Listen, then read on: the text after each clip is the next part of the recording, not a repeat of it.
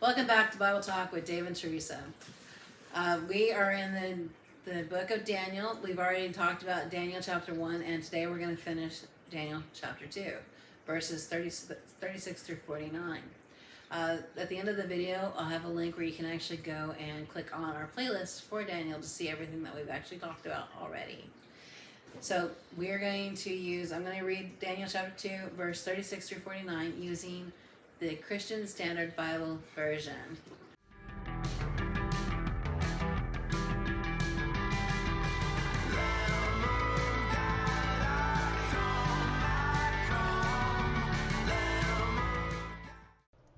This was the dream. Now we will tell the king its interpretation. Your Majesty, you are the King of kings. The God of the heavens has given you sovereignty, power, strength, and glory. Wherever people live, or wild animals, or birds of the sky, he has handed them over to you and made you ruler of them all. You are the head of gold. After you, there will arise another kingdom, inferior to yours, and then another, a third kingdom of bronze, which will rule the whole earth. A fourth kingdom will be as strong as iron, for iron crushes and shatters everything, and like iron that smashes, it will crush and smash all the others. You saw the feet and toes, partly of potter's fired clay and partly of iron. It will be a divided kingdom, though some of the strength of iron will be in it. You saw the iron mixed with clay, and that the toes of the feet were partly iron and partly fired clay. Part of the kingdom will be strong, and part will be brittle. You saw the iron mixed with clay. The peoples will mix with one another, but will not hold together, just as iron does not mix with fired clay. In the days of those kings, the God of the heavens will set up a kingdom that will never be destroyed, and this kingdom will not be left to another people. It will crush all these kingdoms and bring them down to an end, but will itself endure forever. You saw a stone break off from the mountain without a hand touching it, and it crushed the iron, bronze, fired clay, and silver and gold. The great God has told the king what will happen in the future. The dream is certain, and its interpretation reliable. Then King Nebuchadnezzar fell face down, worshipped Daniel, and gave orders to present an offering and incense to him. The king said to Daniel, "Your God is indeed God of gods, Lord of kings, and the revealer of mysteries, since you are able to reveal this mystery." Then the king promised Daniel and gave him many generous gifts.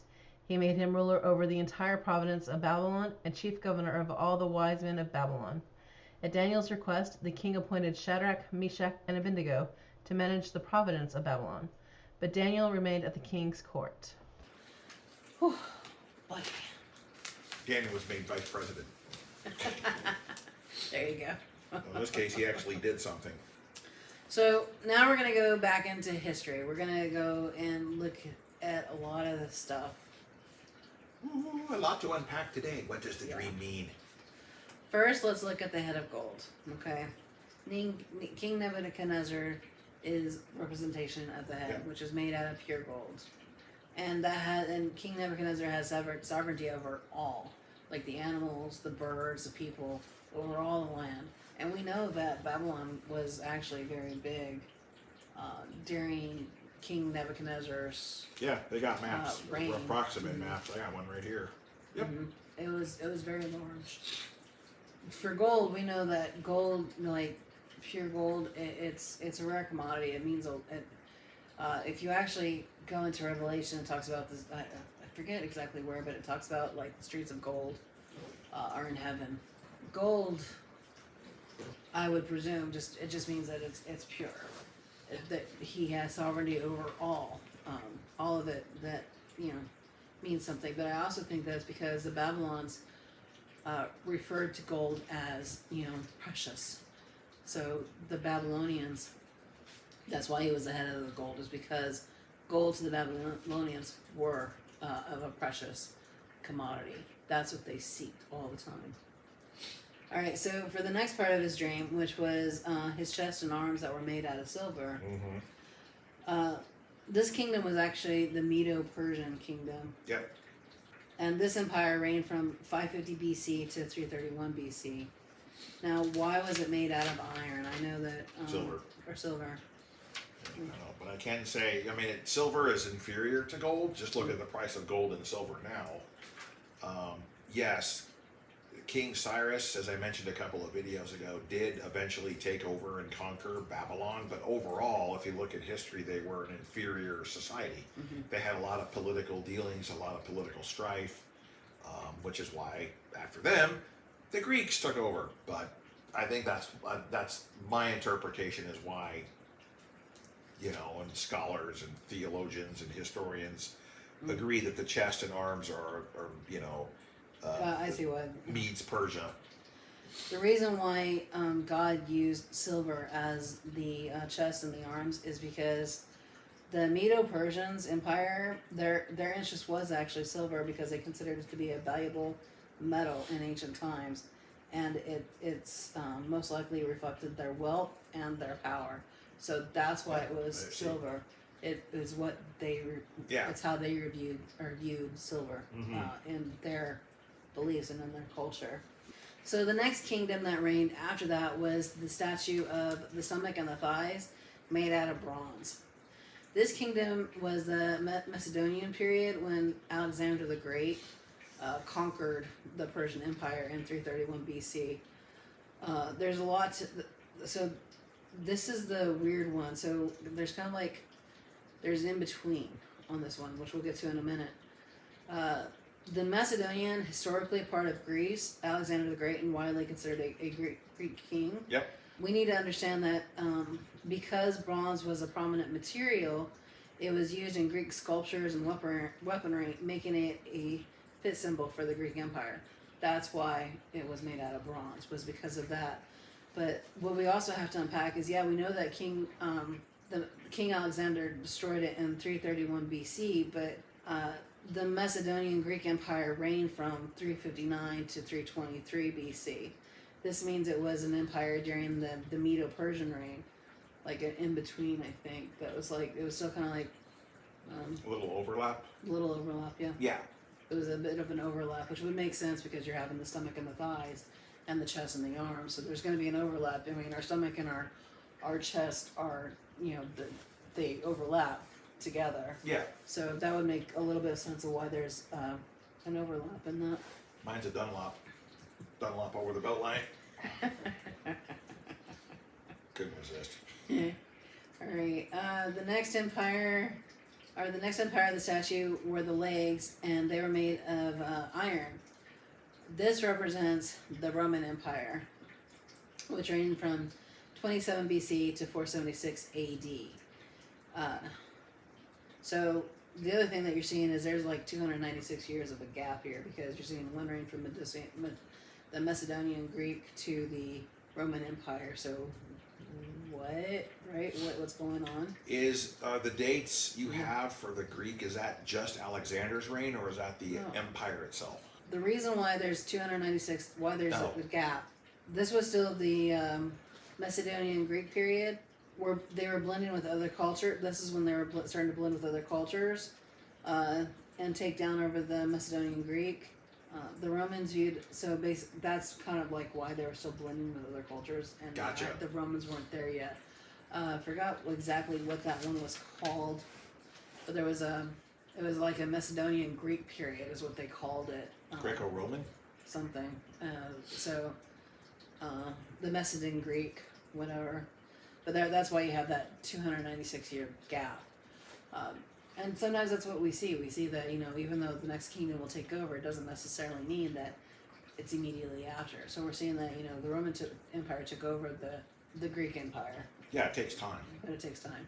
Even though it took 300 years, it took time. But the Romans, the reason why that was built out of iron is because that's actually what the Romans used, was iron for their silver, and they considered silver to be of iron. I'm sorry, they used iron for their weapons, and they considered that to be of a statue of where they're at, their belongings. Like a status? Oh, that's where it is. The Hellenistic Empire. Hellenistic?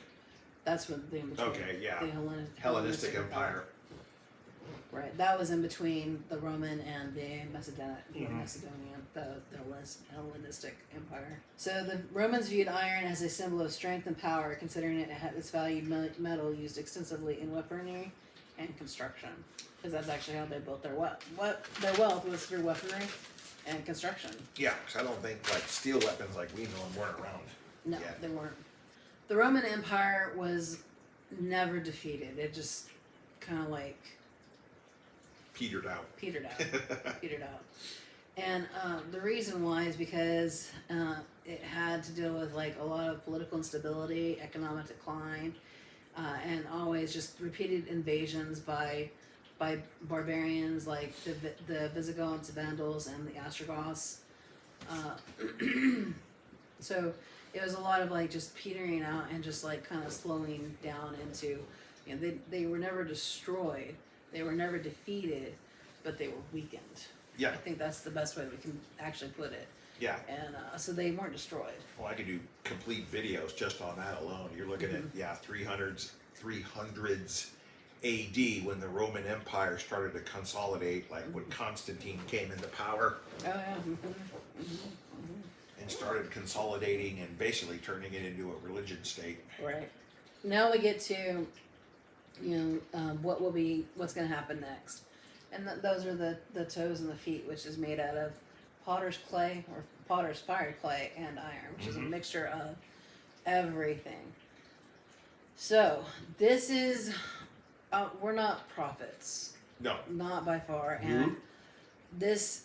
I wasn't told by God to read Daniel, the very first book that we read for this Bible talk, because diving into the future, we're doing this because it's to show Daniel's faith, discipline, and loyalty. But I do know that there's things in here that kind of like, you're supposed to see the future. The problem is that we have trouble understanding it. And with me not being a prophet or him not being a prophet, we have to just kind of like take it with a grain of salt. Now I know there's other videos out there that will dive into it, and I've never listened to them. That's where you're gonna have to actually pray to God and ask for discernment to truly understand what's going on. I will give you what I believe will happen, but I'm also going to clarify this is my belief. It's not a prophet. It's just this is what I believe would actually happen. It could be very, very false, but I'm basing it off of my own research, my own, you know, intellect, my own studies, not based off of what God told me, because God didn't tell me. I'm just basing it off of history, if that makes sense.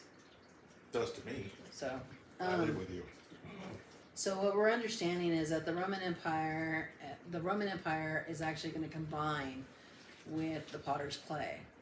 So the Roman Empire would still be, it's still Rome, it's still the Roman Empire, it's still there, it's still the Vatican City and everything that kind of like goes around it, because if I'm not mistaken, Greece is not very far from Rome.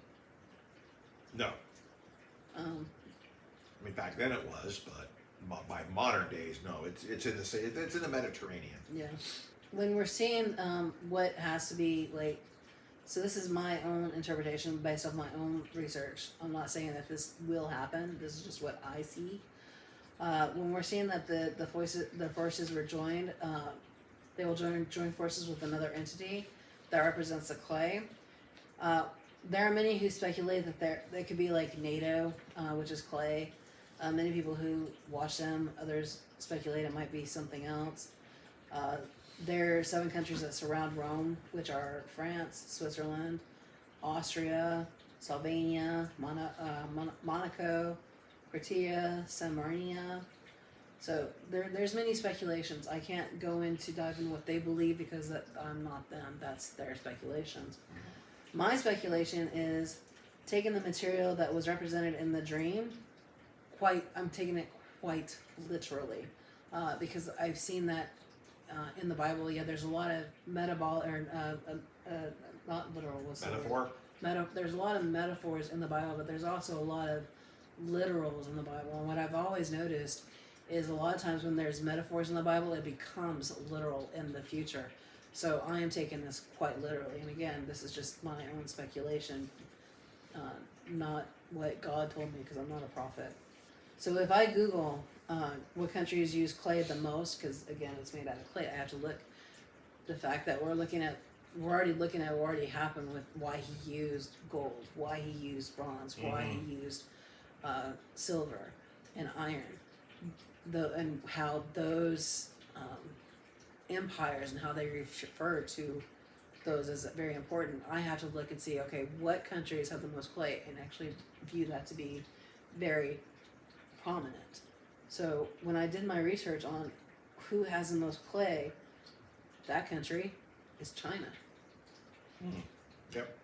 Well, that makes sense. Like the Terracotta Army. Yeah. Mm-hmm.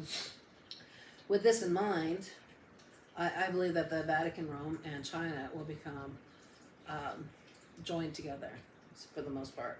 And yes, I strongly believe that Pope Francis is a false prophet, but that will be for another. There, we said it. That will be for another video entirely.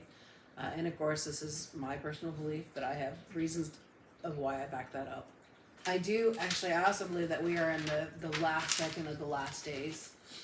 Too many things are correlating to actually be the last second of the last days. Revelation is starting to make a lot of sense to a lot more people. So yes, I do think that we're there. So we're getting closer and closer to the end times. And yes, I believe I know who the Antichrist is. But again, that's going to be in the book of Revelation when we get there. So now that you understand where I believe it is, I think it's a mixture of China and Rome, Italy. I think it's the Vatican. Pope Francis is going to cause an alliance with China, and I think that's where that's going to come into play, and that's where that's going to happen. Now we already know that the stone that was cut, that's God, because Jesus says it all the time. I am the cornerstone. So he's the stone that was cut out of the mountain without any human hands. That's Jesus. He's God. Yeah. He's the one that destroys all, and his reign will reign forever. We know that to be true because we see that in Revelation. Revelation talks about when it's finally destroyed, Jesus is the King of Kings, Lord of Lords. So they didn't have Jesus back then. They all had God, but Jesus is God. He's part of the Trinity. Yeah. So that's what that was about.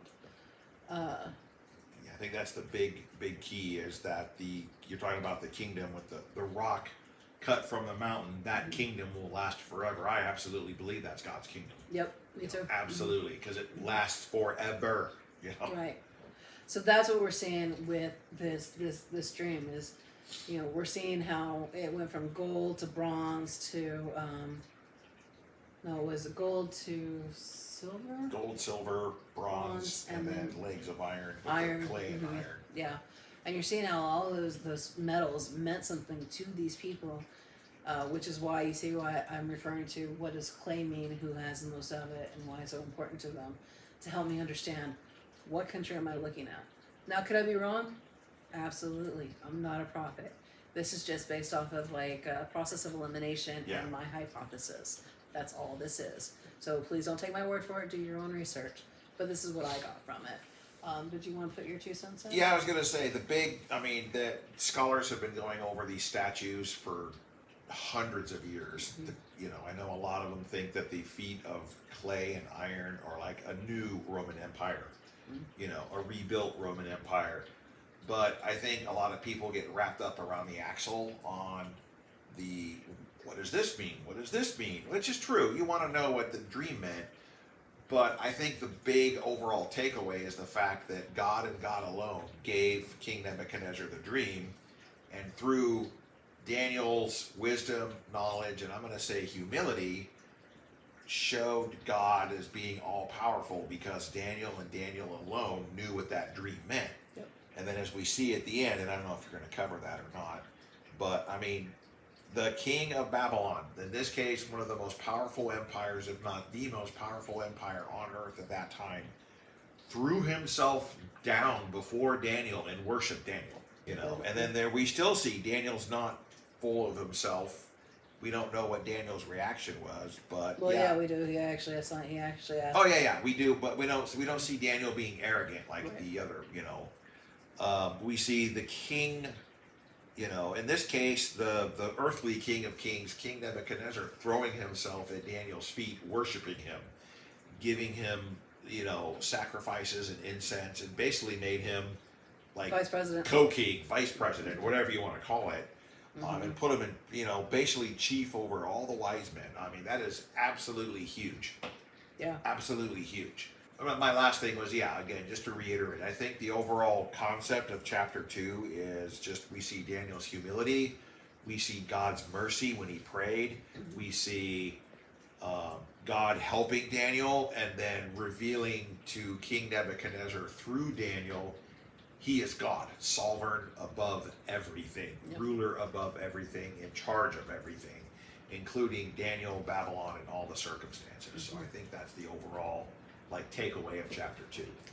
Well, what I also noticed too was King Nebuchadnezzar made him ruler over all of the mediums, all the magicians, all of it, which would be God's way of trying to humble them. Because remember, they didn't want him even in the very That's beginning. true. Yep. So it's God's way of trying to humble them, even though they probably didn't even realize it. And God and Daniel didn't gloat over it. He just said, "Hey, I would like to assign these 4 people to help me with it." He said, "Help me Yep. with it," because he knew that they were godly. They helped and prayed. They deserved to be rewarded as well. He didn't ask for that whole reward to go straight to him.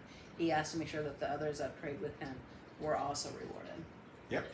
So that's Cool. all So I think that's all I got for chapter 2. Thank you for visiting. Okay. If you want to see the rest of the videos in our playlist in Daniel, click here.